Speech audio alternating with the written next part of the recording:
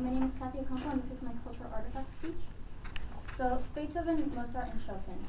These people were able to trap their audiences with their ability of making music. Now, the way they were able to project their music was with the magic touch of their fingertips. The piano was best known when Mozart started composing great wonders that changed the course of classical music, for example, Turkish March. I have been playing the piano and have been classically trained since I was 8 years old, meaning that the first song I learned was Moonlight Sonata by Beethoven.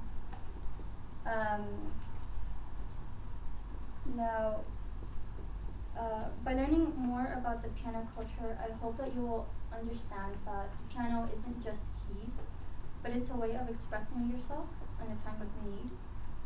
First, I will discuss the piano culture, and then I will discuss how I myself identify with the culture.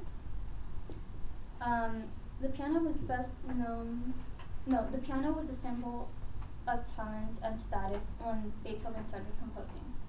Now, Beethoven, Mozart, and Chopin, they were recognized as the founding fathers of classical music. I mean, look at this. Chopin was a classical genius. He was a classical genius, and the piano was invented in the late 17th century, but it became widely spread in Western society by the late 18th century. And as it turns out, that was the century that women were encouraged to learn how to play the piano. And they were encouraged to play because it was an ideal form of courtship between two good families. And for the middle class families, they were able to pass the time with amateur piano playing. Many virtuosi like Mozart and Beethoven published books, and that's how a lot of people learned how to play the piano instead of having a music teacher. So now I will discuss how I identify with the piano culture. So since I am a musician, therefore I identify myself with this culture. I have been playing the piano for 10 years, going to be 11 years in July. At first I was very reluctant to learn how to play the piano because as an 8-year-old girl, I mean, all I wanted to do was play Barbies and watch television.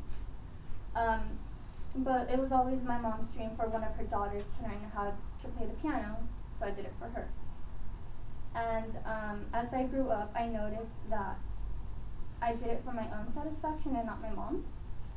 And the piano was a beacon of light and a form of solace throughout the time where I was being bullied for my visual impairment, and also throughout the time of my parents' divorce.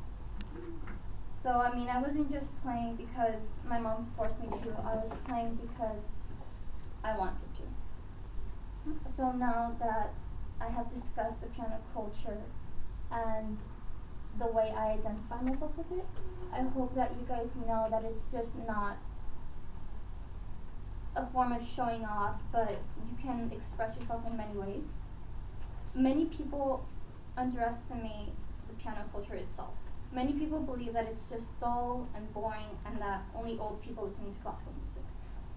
But in reality, the piano and the culture itself, it allows you to paint a picture for your audience, and it also helps you deliver a very meaningful message.